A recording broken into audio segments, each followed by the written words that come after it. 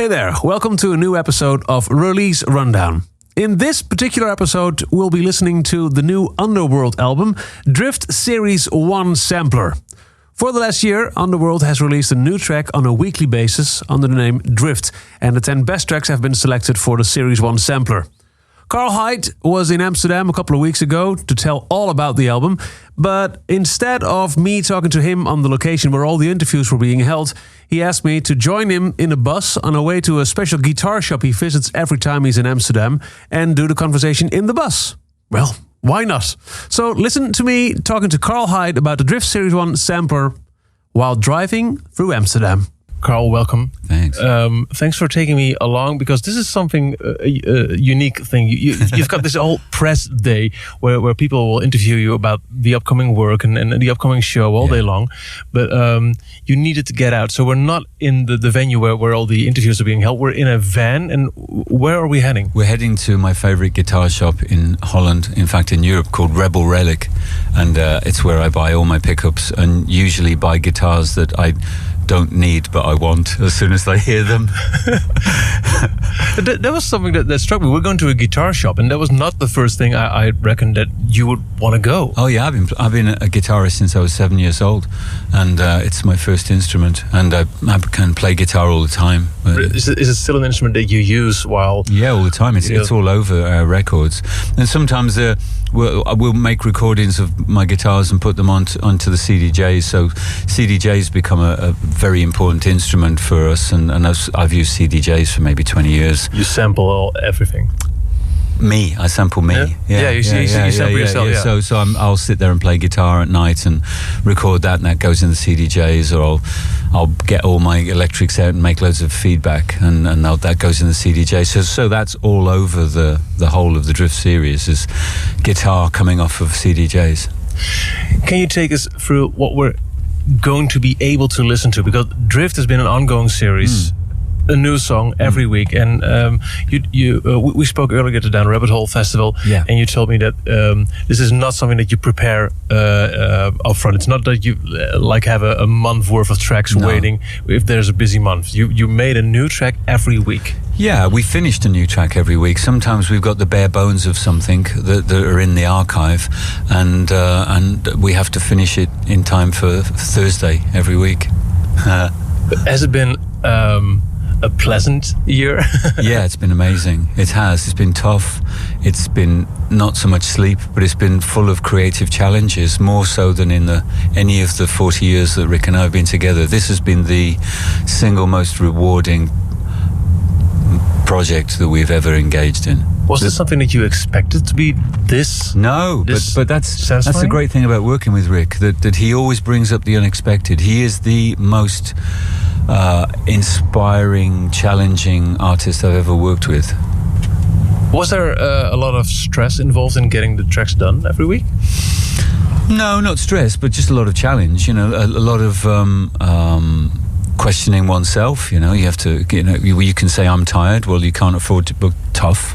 You've still got to do the work. I haven't got any ideas. Well, keep working until you do get ideas. And that Rick's phrase that he brought up in the Barbara album, which is "You are enough." So always that sense of, well, if I am enough, then I must know the answer. I'm just looking in the wrong place. And together we work very closely. We help each other find solutions to creative problems. It's only creative problems after all. It's not like kind of world ecological crises.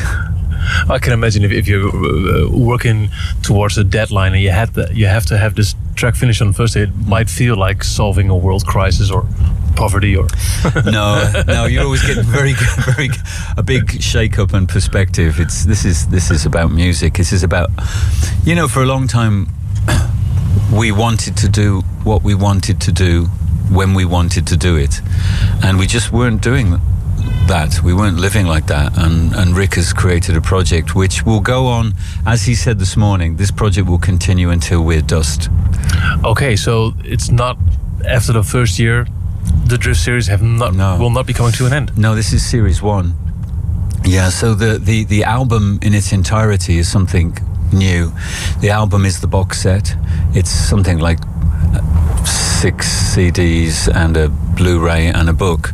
And rather than it being a retrospective piece of work, it's a piece of work which has been carried on from the releases that were put out digitally. So some of these tracks have been continued to work on. Rick has extended them, found new elements to include in them, and a lot of them are new versions of, or even more, the continuation of the journey. So it's a thing that's very much alive. And finding its way into the live show. We have far more material now coming out of the Drift series than we've ever had coming off of any single album. So our live shows are changing a lot. We're playing a different set every night. Well, when you say these tracks are evolving, you kind of put them on lock once they're on a CD and in a box set. No. No? No, that just happens to be where they're at that particular time. We were discussing something in Berlin the other night before we were in during a sound check. We tried something which will come out as a version, which came out as a track called Dexter's Chalk that came out during the Drift series digitally, and will come out in the box set. And we tried it in the sound check and realized that if we changed it radically, it would work really well live. So there'll be a radically different version that will exist live. So we've never ever done this. It's actually the box is like a moment frozen in time. That the songs will. Yeah, the box set is a marker along a journey, like the sampler that you're listening to and that we'll be talking about. It's a moment in time along a journey, like a road sign is, or a cafe, or a lay-by, or something that you see, something beautiful that you see along your journey. KINK Release Rundown. Let's dive into the sampler. Why not? And go track by track. Okie doke. All right. So the sampler starts out with Apple Shine. Yeah. I know that there's got some fantastic flute and violin on there from the flute from Lewis Evans and Georgia. Georgia Ellery, who are both members of a fantastic young band from the UK called Black Country New Road, and they play on a lot of our material. And in a lot of ways, they're indicative of the new Underworld, that our door is now open for other artists to wander in and take part in what we do. Track number 2. This must be Drum Street. This must be Drum Street. Yeah. You know, with a lot of these tracks, they will be sat in an archive of unfinished material, and what I can say about them is that there's a passing backwards and forwards of the material. Rick was always just left to finish records with a bunch of stuff that I dumped on him, and this has been completely different. You know, since Barbara, we work very closely together. I go there and I take director's notes from him. He talks about what tracks are unfinished, what state they're in, and with a track like this, hey, do you want to drive my car? Who knows what the hell I'm on about there? Except it was, sometimes there are a bunch of lyrics that come in together out of one of my notebooks, and sometimes something like this, the lyrics in the notebooks just are not working. So I leave the room and I came back in and I press play, and I've been trying all day to write a lyric, and nothing was happening. And what came into my head was, do you want to buy my car? And so I sang, do you want to buy my car? And then something said, say, hey, and how far do you want to go? These are phrases that are just liberated by listening to the music and it telling me what I should be singing. Like a painter, particularly if you're making abstract marks, you make marks until you find a mark that you really love, and then you get rid of all the other marks, and that becomes the nature of the piece that you've made. So this was a piece exactly like that. The lyrics were written by the music. Do you ever feel the need to go back into your head and discover what parts of your brain were triggered by the music? I never want to go back into my head. There was never any car sale going on at that point. Well, there's always car sales going on. I mean, we live in Essex. I mean, man, this is what are you saying? Not in your personal life. Well, probably, yeah. There's always cars, isn't there? There's always cars being bought and sold. Yeah, I mean, Essex is a pretty car-oriented part of the world. Cars are really important to that part of the world. So yeah. And how far do you want to go? Well, to the guitar shop at this particular point. Well, I'm hoping we're going to go a whole lot further. Track number 3. Listen to Then Know. Oh yeah, we do this one live. You see, the thing about drift is it's just moving all the time. You've moved on. In 7 days' time, you've just moved on. By Friday, you've moved on. It came out yesterday, and you've already moved on because you need to be thinking about the thing which you've got to do right now. And I'm here, surrounded. Yeah. This is another one that actually the lyric to this one. See, again, it'll be a lot of things that either Rick has created or that we've created in hotel rooms to start off. This was another one that I think we've been experimenting with children's playground nursery rhymes for a long time, and so sometimes that mentality can be a tool that you can use to get out of a creative problem. So be a kid, be naive. You can be as naive as you like. You can make noises like a kid would make if they're just bored or mucking about or playing and they don't know anyone's listening, and all of that's available to you.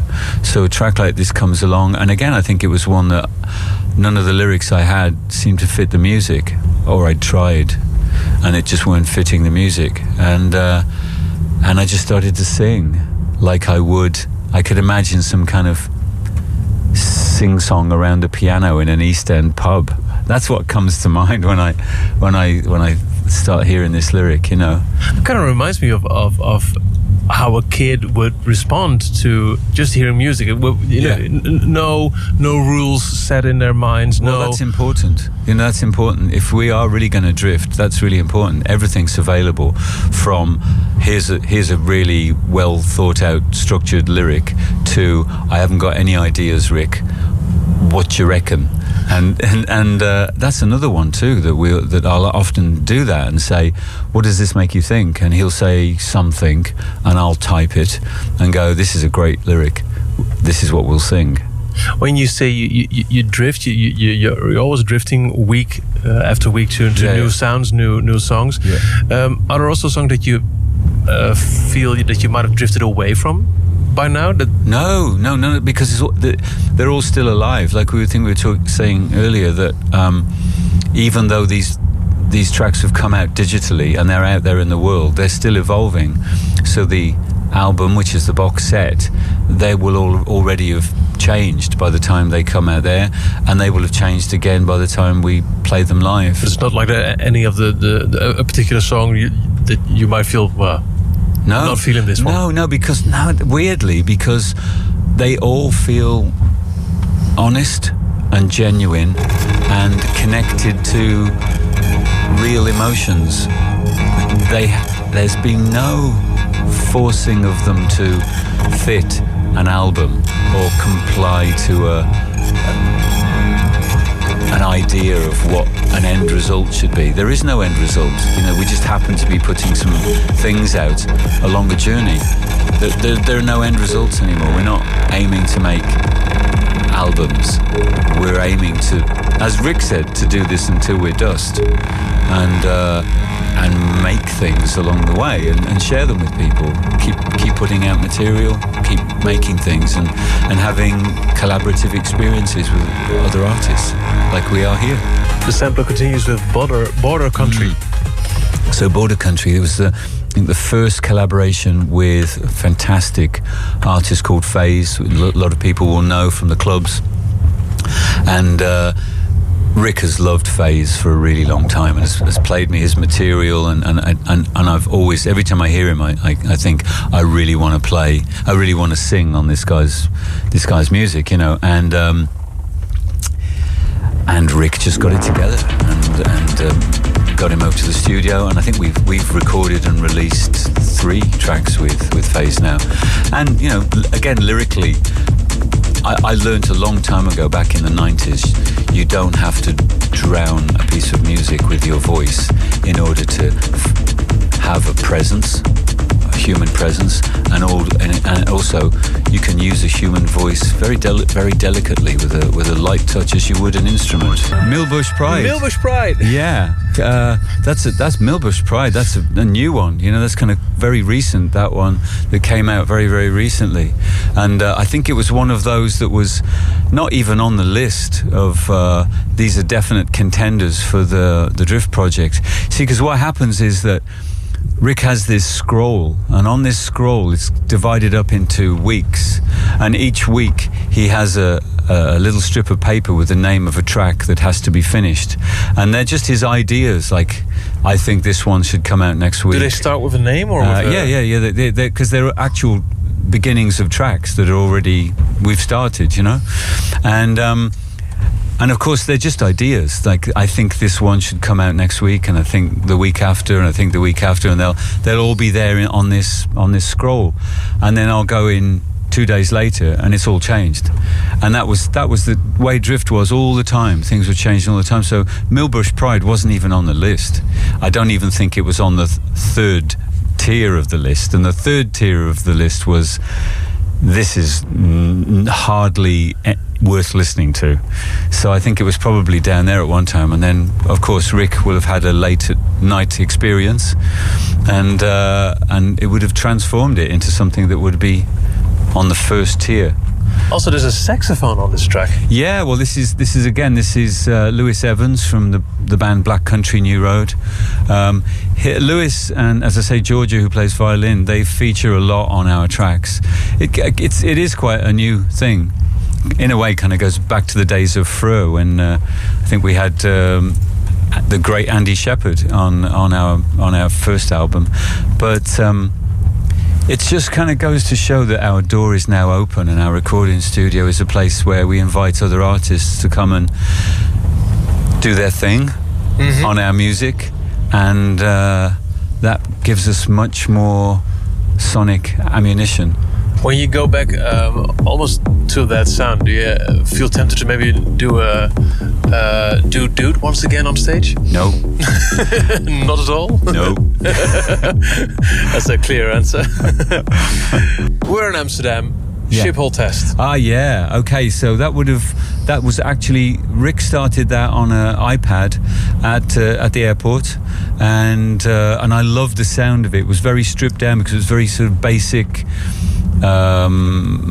very basic software, electronics, and I love the sound, that stripped down, very simple sound, and it inspired me to come back with a lyric when I took it away. And I'm sure that I'm sure if you listen to the detail of some of these tracks, there's going to be CDJ sounds and noises all over these tracks. If you hear anything that sounds like a guitar, it's probably me playing myself on the CDJ, you know, slowing it down, winding it backwards, or just abstract noise is very likely to be CDJs as well. So this song obviously started out at an airport, Dutch airport. Yeah. Do songs pop up anywhere? Is there any place that you haven't been working on music? Probably, but this, as I say, this journey's going on for the rest of our lives now. You kind of have to. Yeah, we have to. The great thing about technology for us, when it's working, is that you can be recording and broadcasting all the time. That now, what used to be called telephones are actually just broadcast and recording devices. So with that in your hand, you can be documenting your environment, as I have recently in the last couple of days and sending it to Rick immediately. Here's an idea and I'm singing it in the bathroom, and that will happen, it will come out on a track. He'll send me off into a field and say, go and stand in a field and speak that poem that you sent me last night into your phone, and then send me the audio, and that will find its way into a release. When you have so many options, because of the omnipresent technology, is that an opportunity, or can it be overwhelming as well? No, it's an opportunity. It's not.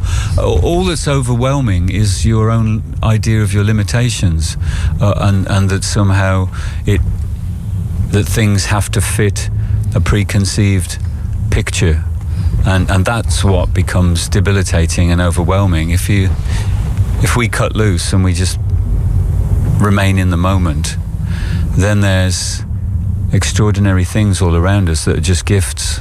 You know, people will speak too loud, so I'll write it in my notebook, and that's a lyric. Yeah. You know, but with always, you always have your phone on you. Yeah. You can always play music, record music.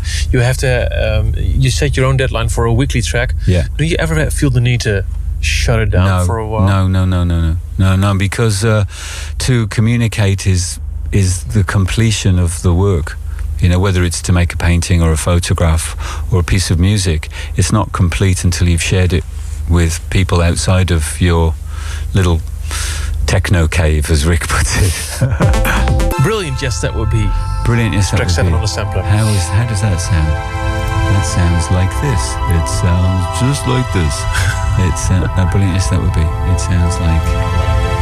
Okay, brilliant. Yes, that would be. Yeah, no, this is an interesting. He's got these two Russian synthesizers, modern synthesizers, and they look like they're sort of equipment from an operating theatre, without keyboards on them, but it's like a series of buttons that you press in a particular way, and they make these extraordinary animalistic sounds, a little bit like in a way like a saxophone they'd say is the closest instrument to a human voice. And I find these Russian synths of Rick's, they sound like they're animals, and he created this as a kind of a late night jam in his techno cave, and it was used as the soundtrack to a film that Simon Taylor made as a kind of thank you to a Sonar festival that we played up in Reykjavik last year. And it was a film that Simon made flying over the ice fields up in Iceland. And it was just this beautiful combination of something that was clearly technology, like a piece of laboratory equipment, that was making this mournful, moaning animal noise. It sounds terrible, doesn't it? But I think it's a really quite beautiful piece of composition. Then we get to track 8, Staar, Staar Rebel Tag. Oh yeah, Staar, yeah, cool. Okay, so this is a piece that was probably written about 6 years ago. Yeah, interesting. The Rebel Tech version wasn't. The Rebel Tech version was much more recent, probably in the last 18 months. But the original Staar, which will also be released, started probably even around about the time of the opening ceremony of the Olympic Games. Hey, they're coming for me now. Again, there's always those alarms going off, isn't there, that kind of tell you, your time is up, Mr. Hyde. They've been saying that for far too long, and I'm still here. Not gonna get you. So back to around about 2012, for the opening ceremony of the Olympics, Rick was getting us to look at, read, experiment with children's playground rhymes, and we bought a lot of books and studied children's playground rhymes, and that way of working, that very sort of simplistic way of carrying quite dark messages sometimes that that kids do, that started to find its way into our work, and you'll hear them throughout the whole of Drift project. It's a very useful tool. This is the very first time where Rick and I got in a room, and there was a children's playground rhyme, which is the very first verse. Each peach, pear, plum, I spy Tom Thumb in the wood, I spy Robin Hood. These are really old characters. I mean, these were probably playground rhymes from the 1940s, and Betty Grable and film stars of the era.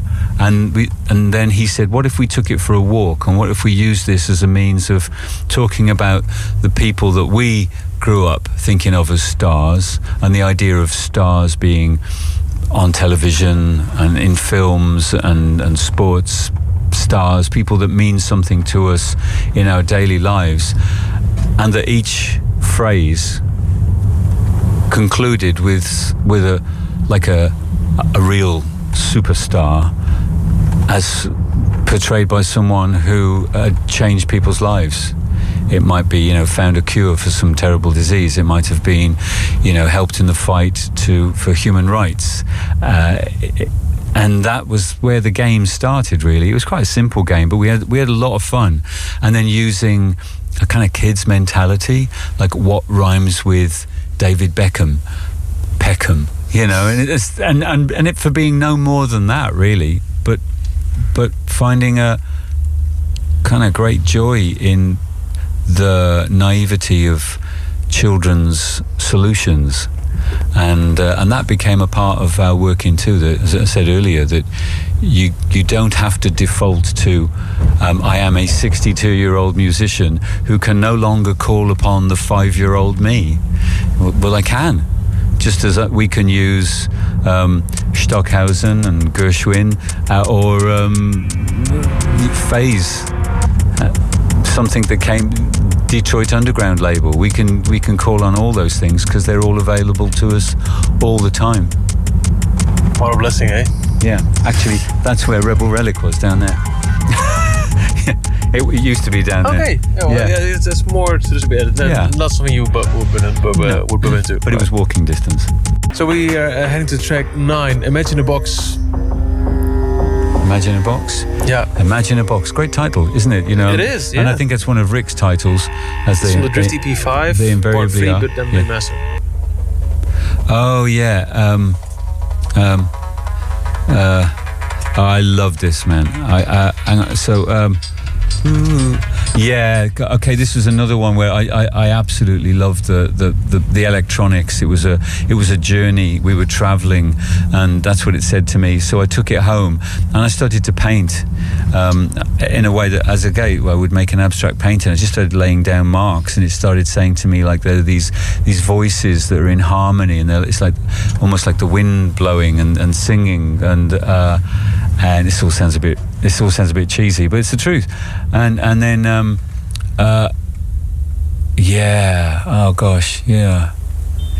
And then just these stories started to unfold in my head, and you're laying down phrases, and some of the phrases feel right and some of them don't feel right, so that you erase them and you replace them with other phrases, and then you leave spaces. It took me right back to Dub No Bass, and how a track could have these irregular spaces in it and irregular vocal phrases that just felt right, and in some ways a bit like a film score that just feels right there, and you wouldn't have made that shape if you were thinking about a traditional song. It was a real joy to do this one. I remember sending it back to Rick, and it was I think another one that he just didn't expect. There's definitely CDJ in this one. You can hear me rewinding, and these noises, these pew pew, those are all CDJs, and this kind of moaning sound that goes on in the background. That's guitars through CDJs. Yeah. You said earlier on that a song doesn't have to be filled to the brim with lyrics, with vocals. No. Is this something that you decide on the spot? You listen to the music, and whenever it feels right, you come in, or do you first listen to the instrumental and then? A piece of music speaks to me, and it says, I want you to join in. A track like Res, let's go back to something like that. A track like Res, I heard that and went, that is fantastic. I really want to it makes me want to sing, but I refuse to sing on it because it would spoil it.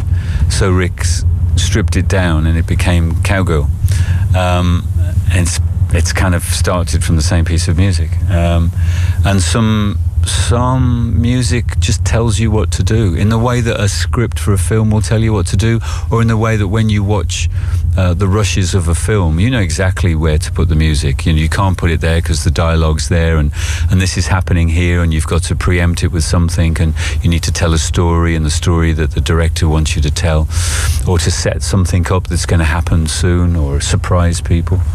And if you listen to a piece of instrumental music, it's telling you exactly the same. But don't you think that in a movie, like you said in your example, it will be maybe it'll be more obvious where the music should go because there's no dialogue. But a piece of music might speak different directions to different people. Yeah. So this is your personal take on it. It is, yeah. I also get largely very tired of hearing a singer's voice just blasting away over the top of music all the time. I think I often find a singer's voice is more appealing and more beautiful if it goes away sometimes, and then when it comes back, I'm really pleased that it's come back. The tendency with a lot of us singers is to sit on top of music and to push it down so that our voice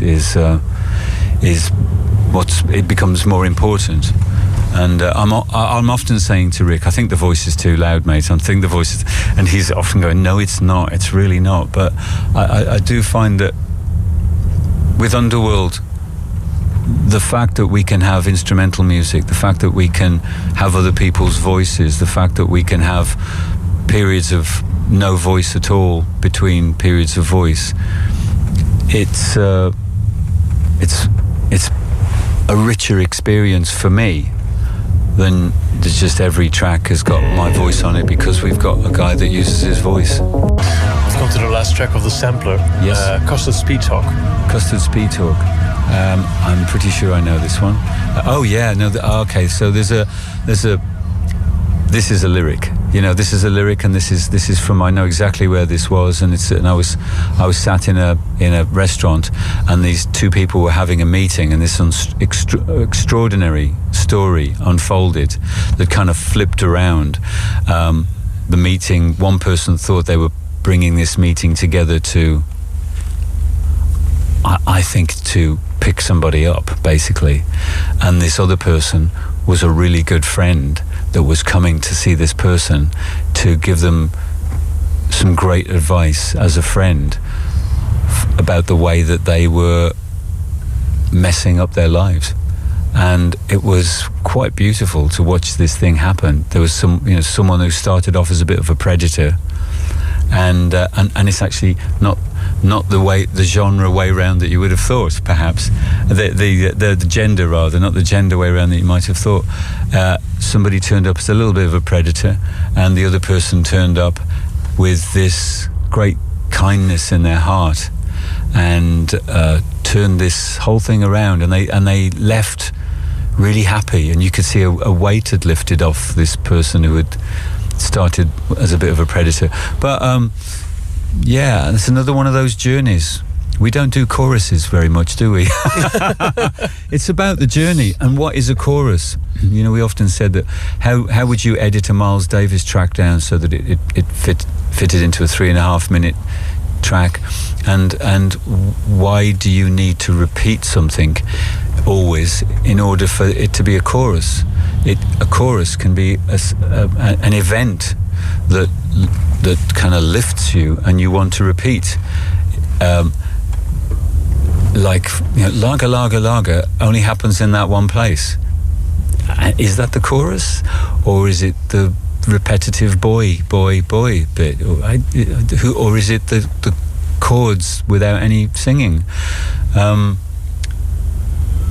like this way of thinking because it frees you up from having to think about music as having to take on a traditional form which constricts everything.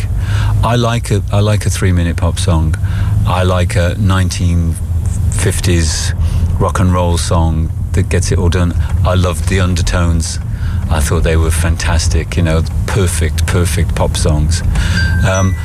It's just not where we go most of the time. Most of the time we want to go on a journey, and the journey is more interesting when you don't have a set of rules that you have to take that journey by.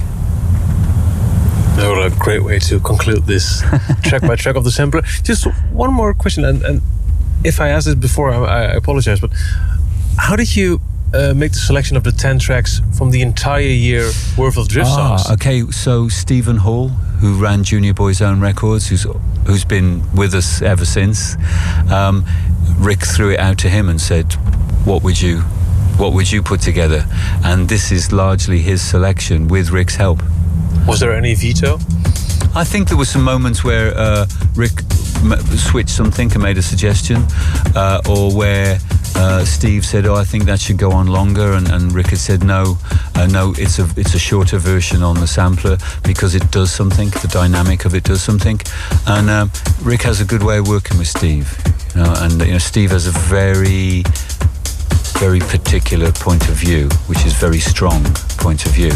And if you can work with that, which Rick can, that becomes quite an exciting an exciting game that you can play. We're a bit more fluid than that, but Steve has he's very pointed in his opinions, and that's you need that sometimes. And that concludes this Underworld episode of Release Rundown. Hope you enjoyed listening to it.